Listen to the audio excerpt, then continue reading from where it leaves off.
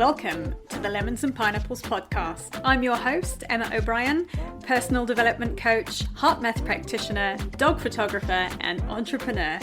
In this podcast, I share tools, strategies, and amazing guest interviews to help you improve your mindset and your well-being with a sprinkle of fun and probably some mention of dogs along the way. So without further ado, let's squeeze the day. Hi folks, welcome to episode 55 of the podcast. Today, my guest is Kameran from Divorce Proof Marriage, and we're talking about the 3 things a marriage needs in order to thrive. This is very topical for me as a divorcee who's about to get remarried for the second time. First up, a little bit about Kameran. She is a certified marriage coach with a 93% success rate in coaching couples to create a healthy, connected marriage. She's passionate about reducing the divorce rate to less than 50% and helping couples connect. When Kameran isn't coaching clients, she's usually traveling, painting, and spending time with her boys. She also has a fantastic podcast called The Divorce Proof Marriage. Welcome to the podcast, Cam. Thank you. Thanks for having me. I'm so excited to be here. So I've been divorced and I can tell you exactly why my marriage didn't work, but I'd love your take on what the main reasons are that marriages fail. Yeah. I have been divorced as well. And I will tell you that 75, there's a multitude of reasons, but 75% of marriages fail because of a lack of commitment, whether that be looking at social media and deciding that the grass is greener on the other side, or someone that you work with, or what have you, that mindset that the grass is greener. Whether it be, you know what, I just really don't feel like being emotionally available. I don't feel like working on myself. I don't feel like growing. I don't feel like all of these things, they all fall into that category of lack of commitment. Even things like, I put a reel about this out on Instagram not too long ago, and they said, oh, well, it's cheating. Well, yeah, that's lack of commitment too. It's not helping me with the housework. Well, yeah, that's lack of commitment to making the household run and lack of commitment to your partner. Because when you got married, you said, basically, I'm going to care about your needs, your emotional, physical, mental well-being. And when you just decide, oh, you know what, like you can just do all the housework and work a full-time job, I don't care. That's a lack of commitment. Very interesting that you've brought that up, because coming back to why my first marriage failed, it wasn't that, interestingly. It was a very big lack of communication. And I got married very young. Let's not bash my ex-husband on the podcast here. And he essentially wasn't emotionally available. Let's call it that. And when I said to him, I'm done, because I spent a lot of time sitting around waiting to magically wake up to a different man one day. Sure. And I imagine there's a lot of people in relationships that can relate to that as well, thinking one day it'll change. Maybe this will happen and he'll suddenly wake up and realize I'm fantastic. It never did. And I got to the point where I just went, okay, I'm done. I was parenting my daughter, single parenting effectively within a marriage. And I just thought, actually, I'm not doing this anymore. And when I said to him, I'm done, I want a divorce, the one thing he said to me was, why did you never say anything to me? That's really common. Now, let me ask you this. Was it a case that you never assertively communicated your needs, or was it truly something where you pushed it down and just expected him to be a mind reader? I think I didn't communicate my needs, and I expected him to be a mind reader because I expected him to know better. And we both kind of talked about it, and years later, and he acknowledged, actually, I was a terrible husband. But I acknowledged my part in it is I never called him out on it and said, this is what I expect from you. And I think sometimes that can be that can be a stumbling point. And I know it's something I've bumped up against in my current relationship of we have worked very hard with this communication piece. Yeah. And I think often what held me back in my first marriage with it was I think I was afraid he would leave. Yeah. So two things are happening here. Okay. So I talk a lot in my coaching program about attachment styles. So it sounds like because you were afraid he would leave, you were a people pleaser, but at the same time, you were you were passing over your needs. So you were very passive instead of assertive. At the same time, your communication. So this is where a lot of people get tripped up is that so the reason that your first marriage ended would fall into the 25% that's like, a lot of other things. That's not the lack of commitment. And that's okay. So here is how we better ourselves. Here's how we learn the tools, right? There's a very good chance that growing up, you didn't see assertive communication in your parents' marriages or in the marriages around you. So you learned that like, nope, women are just supposed to shut their mouths and do the work and do this and do that and be, like zip it, right? And here's the problem with this. And this is even with our kids, right? So expectations are like a ladder. The expectation is at the top. The other person's behavior is at the bottom, right? They can only rise the ladder as far up as what we communicate. Like it's almost like we have to climb down the ladder, they have to climb up the ladder, and we have to meet in the middle. Where we stop, where our communication of expectation stops, and where their behavior stops, there's a gap. And that gap is filled with shame, blame, guilt, resentment, anger, all the negativity, right? So here's how I help my clients. So things like this, like, hey babe, can you take the trash out? Yep, I can do that. Okay, great. The expectation on your part is, okay, your husband's going to take the trash out. That's awesome. But the information that you have in your head and where the communication is not clear is, I need you to take the trash out by tomorrow morning because the trash guy is coming. And also, I just dumped a bunch of shrimp in it and it stinks to high heaven. And so, like, that actually just happened like 2 days ago here. So that's what I use. But so then he's like, oh, cool. Like, I'll take the trash out. So then he leaves in the morning. I forgot it. It's not a big deal. I'll do it tonight.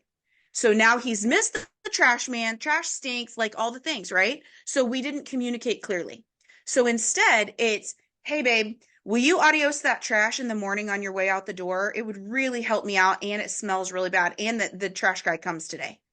Now your husband has extra information of like, hey, this is number one priority because the trash guy is coming and my wife really needs me to do this. Mm-hmm. Okay. Kids are the same way. I need you to clean your room. Cool. I'll get to it next Thursday. I'll do it on my timeline. No, sir. Your grandma is coming over for Sunday dinner and I will absolutely not have her seeing your trash pit of a room. Get it taken care of. Right. So like, oh man, grandma's coming. She always gives me money and I don't really want her to take that away because my room's a mess. Like, you know what I mean? So when we have the information, this is the whole thing of not being a mind reader. You have information they don't have, they have information you don't have, and there's so many assumptions being made that it completely ruins everything. Yeah, and I think you've just articulated that so beautifully. And as the phrase comes to mind of assumption is the mother of all stuff ups. Let's just call it that, shall we? Yep. That's absolutely, yep, that it is. It absolutely is. I have to say, I'm quite shocked by the statistic of 75% of marriages fail because of a lack of commitment. That to me seems is crazy. What is going on that people are not able to commit to one another? And like you've talked about, I mean, I think social media is a prime place. Our phones are a prime place. But what is it you think that keeps somebody from committing to one relationship and they have their options open? I mean, it's madness to me. Honestly, it's a lot of things, but a lot of it is entitlement. A lot of it is we think we deserve X, Y, and Z. It's because that's the one thing that you hear, oh, you deserve better. You deserve better. Mm. Well, yeah, that's true. Like I probably do. And also, I chose this person. Mhm. But what, like, we forget why we chose this person. So here's what happens. You get into a marriage and you think because you're in this, first stage of marriage is romance stage, or the first stage of a relationship is the romance stage where your partner can do no wrong. Oh my gosh, their quirks are so cute. I love them so much. I can never be without them. And it's a mindset. And so then you get into your marriage, you've lived together 2 to 3 years, you've had a kid, circumstances happen, and now the quirks that you thought were super cute aren't really super cute anymore. And you're trying, subconsciously, we're trying to change our partners to be more like us. And Mm. so then it's like, oh, they've changed and I don't really like them anymore because now they're like me and I liked them when they were the opposite of me. And so what happens is we think that whole the grass is greener. When our grandparents and our great grandparents were married, marriage was a covenant. Marriage was forever. Marriage was, yeah, there's gonna be hard times. And we're gonna work through it together because this is my person. Mm. And that's not the case anymore. So we marry our people thinking they have 100% of our boxes checked off. We get married, we find out, oh, you only have 80% of our boxes checked off. So there must be someone out there that has the 20% that I'm missing. So we leave the 80% to find the 20%. And what we find is the 20% is all they had. So now they're missing the 80%, and we've just fumbled the ball on the 80% that we had. Yeah. So it's this idea that we have to have it all. We have to have it all. And a lot of that in America, especially, is this American dream of you can have a career and you can have a successful family and you can, have your health and and something's got to give. At the end of the day, there's just not enough time, energy, or money or, resources to have every single thing and have it be A plus 100% all the time. Like that's Mm. just not realistic. No, it's not. And I think it's so interesting that you've brought that up, is we forget about the brilliant 80% and we spend the whole time focusing on the 20% we think we don't have that we think we need. And it's been I've done a lot of inner work with relationships I've been in. And for me, it's been about saying, what do I really appreciate about my partner? And this conversation has highlighted that, because I don't worry about commitment issues with him at all. And Yeah. I actually feel very grateful in this conversation that isn't something that's on my mind. That you're gonna have to worry about. Yeah. Yeah. Yeah. And And mm, that's what's awesome about it is that you have done the inner work. And this is where a lot of people stumble because they're not willing to do the inner work. It's so much easier to blame our partner and say, well, they did this or they didn't do that or whatever. Well, that's great, but like you have blind spots too. What are your yeah. blind spots? Mm-hmm. What's your side of the street's pretty dirty too. You can't blame your neighbor for not mowing their yard when when your yard's overgrown. Yeah. So, yeah, it starts with us. It does. And I think that's always my ex-husband's words have always rung in my mind of, but you never told me. And it's Yeah. kind of been etched on my brain of, how can you expect somebody to do something for you if they don't know what that expectation is? So it's been, and it's taken work to get to a point of being able to do that for both my partner and I. But it's, it's really great that we've got to that point. On a Yeah. more positive note, from why Yeah. do marriages fail, can you share what the 3 things are that a marriage really needs to thrive? Yeah. So we're gonna think of marriage like a house, okay? So on the outside walls, that the walls that hold the house up, the first one is commitment. Obviously, that's what we just talked about. So being committed to yourself and growing yourself, being committed to your partner, and being committed to the marriage. What is making the marriage thrive? All right. The second pillar that holds your house up is trust. Okay. And it's not just, a lot of people think that trust is, well, I don't cheat on you. Well, that's great. But like when you say you're going to cook dinner, do you cook dinner? When you say you're going to be home at 6, are you home at 6 or do you come home at 8? Do your words match your actions, right? Are you consistent? Are you safe? Emotional safety is a really big deal. I heard, I actually heard a couple the other day. We were in session and he said, you're really lucky. I don't know why you complain all the time. I don't hit you and I don't cheat on you. And, like, what's the problem here, basically?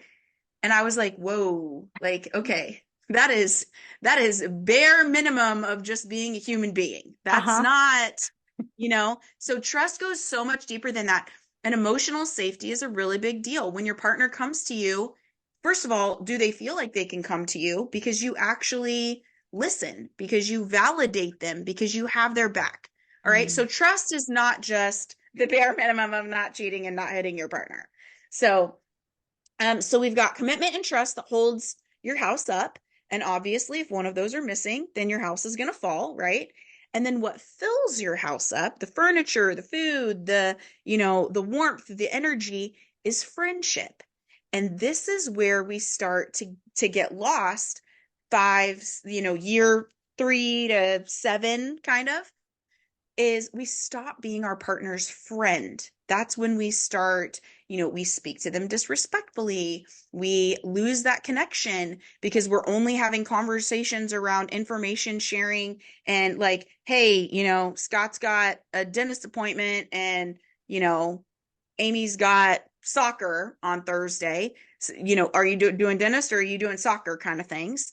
These are our conversations every day. We're not talking about vulnerable sharing. We also, going back to those assumptions, we assume that we don't have to ask questions like, hey, what are your favorite this? What are your goals? What do you like? What do you dislike? We don't, all those questions that we asked when we were dating, we stop asking them when we get married. And the thing is that, and a lot of that is that mindset around, well, I don't have to ask those anymore because I asked you while we were dating. Your partner changes from, like after you have a kid, after you get married, you move, you like all of these different circumstances. They're not the same person that they were 3 years ago, 5 years ago, 20 years ago. So constantly getting to know your partner, and then shared activities. Are you guys doing stuff together? Do you have fun together? Do you laugh together? What are you doing that you enjoy each other's company?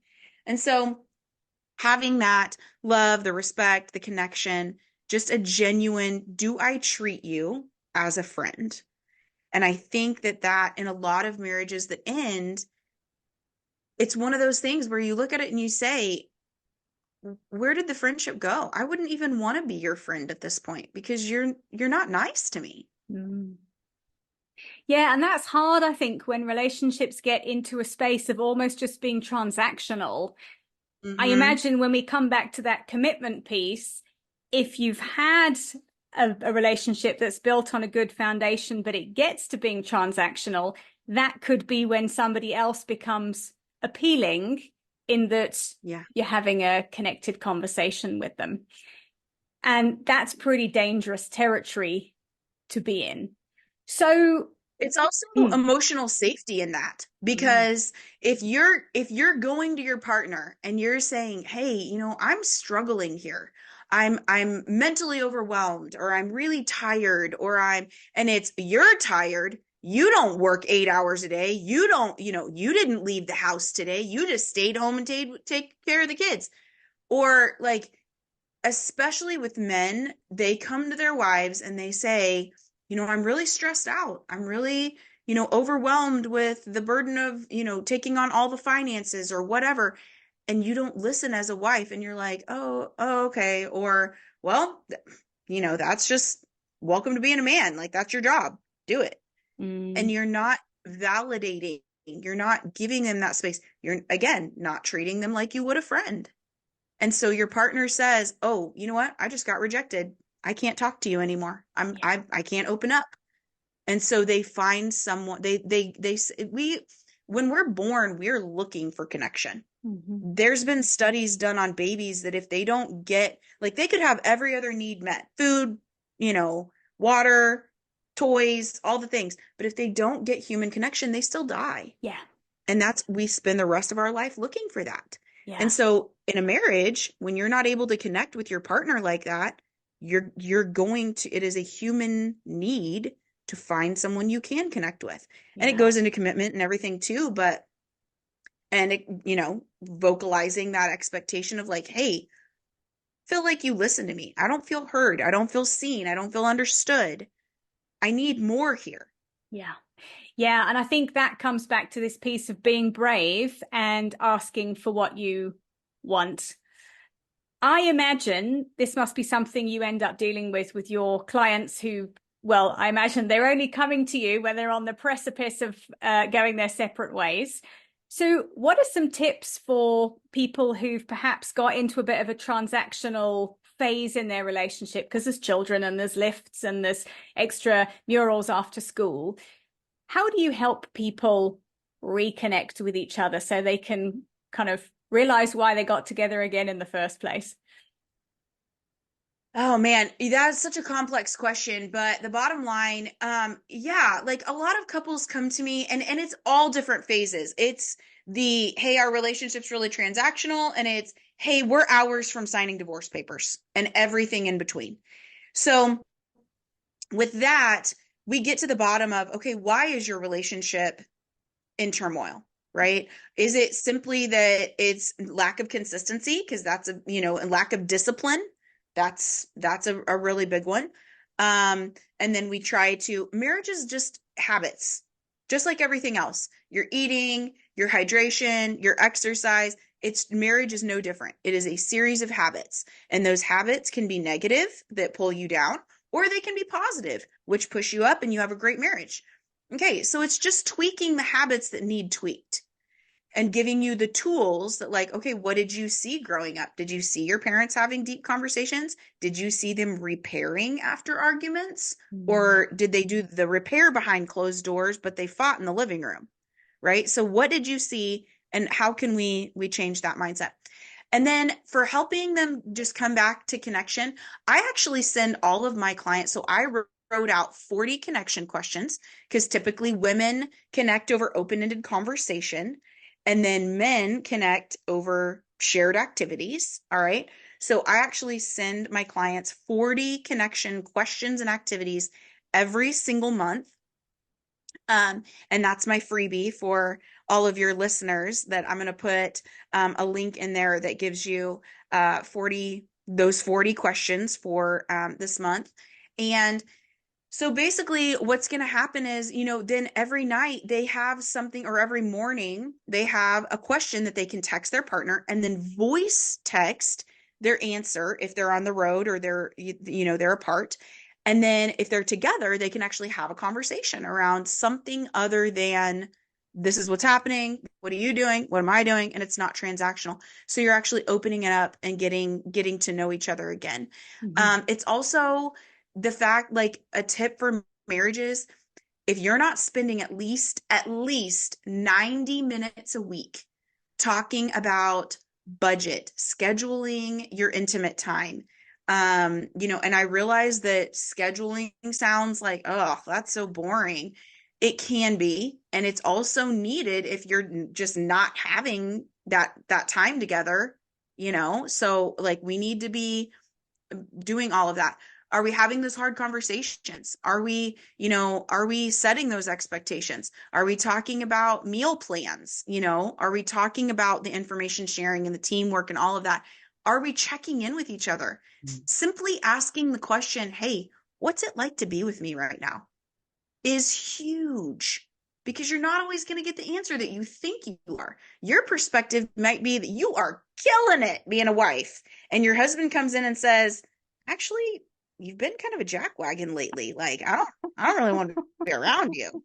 And you're like, oh, wow, what? Like, so yeah, like, figuring that out and actually having that conversation is needed. Yeah. Yeah. And it's so interesting you talk about scheduling. And I think it sounds so awful to get to a stage where you have to schedule sex in. But Unfortunately, if you've got a busy household, both people are working, and you throw children into the mix, and everybody is tired by 9 o'clock on a Yeah. Wednesday night, it's probably the last thing you want to be doing. And Yeah. it has been it's something that has to happen. It is. Yeah. I've had clients come to me and I'm like, when was the last time you had sex? Oh, 4 months ago. What? Like, okay, let's Yowza. start there. This would be your homework for this week. It's one of those things of like, and it's tweaking that even. I had one couple come to me and they're like, well, by the time we get the kids in bed and everything, blah, blah, blah, it's 10 o'clock at night. Yeah. All right, great. How about waking up in the morning and having sex?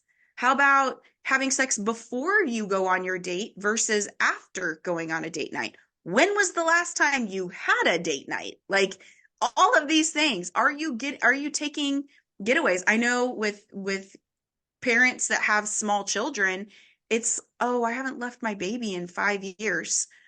Okay, well, let's start there. Like, because it's important for mom and dad to not be mom and dad, but to be, you and your husband. Wife and husband was before mom and dad. Let's get back to that, because honestly, having a healthy marriage, you're going, like, that's part of having healthy kids. Your kids need to see you having a healthy marriage, kissing, like to the point where they're like, oh, gross, like all of those things. Embarrass your children by you making out with your partner. I guarantee you it will make them healthier as adults. So like, let them see you repair a fight. What does that look like instead of, oh, sorry. Yep. Okay. Bye. Moving on. Yeah. Or having this blow up and then, oh, all of a sudden mom and dad are totally fine tomorrow. That's odd. How did that happen? Yes, that's just for me what I get from that is that just sets the example that either we gloss over things or there's some magic behind closed doors, conflict sorting, and children learn by example. They need to see what's happening to an extent.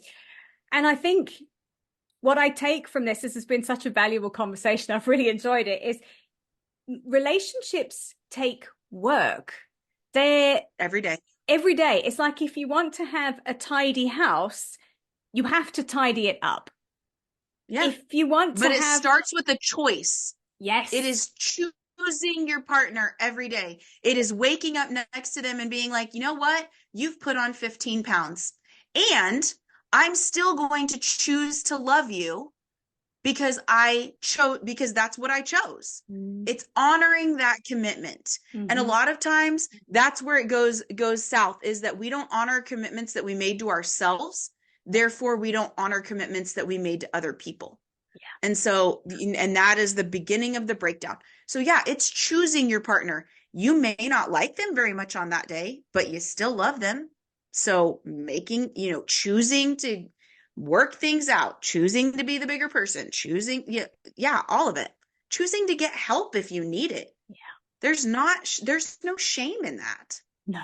No, there's no shame in it. And I think like you talked about grandma and granddad's marriage, kind of in a metaphorical piece there, is also women and men gender roles were very different 50 years ago, very different from how they are now. And I think we're also navigating a change in gender roles, a change in expectations of what women are doing. Lots of women are not at home, they're working full time, and it's having that conversation about, I'm sorry, this is an equal partnership. I don't get to go to work full time and then come home and clean up after everybody. However, a lot of men have grown up seeing a woman clean up after their dad. And it comes down to that communication of saying, could we talk about sharing the load at home? And it comes down to expectations too. Yep. Do you expect your wife to be like your mom? Because if you do, you're also going to have to make sacrifices for that. Yes. And then you're not going to have the money that you need. If you expect your wife to work all the time, then you have to sacrifice this idea that she's going to be just like your mom. Like there's a give and take there. And that's not something we see either in our parents' marriages. So Yeah, there's a lot to it. Relationships are complex and also very simple at the same time. Like it's very odd. Like there's a lot to learn, there's a lot to do, but every relationship is the exact same. And if you don't learn it in your first marriage and you end up divorced, like you and I were in our first marriages, then you're going to take those same habits to the second marriage and the third and the fourth. And this is why divorce rates keep climbing as you get married. Yes. And I think what you spoke to, this 20% that we get into a relationship and we go, oh, this person doesn't tick all of my boxes. Nobody is going to tick all of your boxes. The perfect relationship. You don't even tick all of your boxes. You don't tick all of your boxes. The perfect relationship doesn't exist. No, it doesn't. It doesn't. You have to cultivate it and create what you want. That's it. And it's constantly changing. Yep. And love the 80%. Shift the mindset from the things that you think you need, don't have. Ask for them, because chances are you might get that extra 10% just by voicing it. Yep. And I would say in that case, 90% is pretty good. Pretty good. What you focus on grows. Mm-hmm. So if you're constantly focused on the negatives of your partner, you're going to get more negatives. Yep. If you're focused on the positives of your partner, you're going to get more positives. You're going to be more attracted to them. You're going to enjoy your life. Mm-hmm. It's literally a fixed versus growth mindset, which is a whole nother podcast for a whole nother day. On that note, Cam, this has been magic. Thank you very much. I'm going to pop the link. Thanks for having me. Oh, you're so welcome. I'm going to pop the link in the show notes to your 40 connection questions. I'm also going to be downloading that. Where can folks find you online? Yeah. I hang out on Instagram quite a bit. That is at divorce.proof.marriage. My website, www.recognizingpotential.com. I'm on TikTok at Divorce Proof Marriage, my podcast, Divorce Proof Marriage. So if you just search Divorce Proof Marriage, because that's the whole goal, you'll find me. You'll find Cam. And I'll put all of those links in the show notes for you as well, folks. Yeah. Cam, thanks again. Good. Thank you. Thanks for being with us today, folks. I hope you found this really interesting. I will see you next time. Bye for now. Thank you for listening to today's episode. If you've enjoyed it, please share with your friends and be sure to leave me a 5-star rating and review, especially if you're listening on Apple Podcasts. To find out more about my one-on-one coaching, please visit my website, which is emmaobriencoach.com. And remember, folks, when life gives you lemons, you can always choose another fruit. See you next time.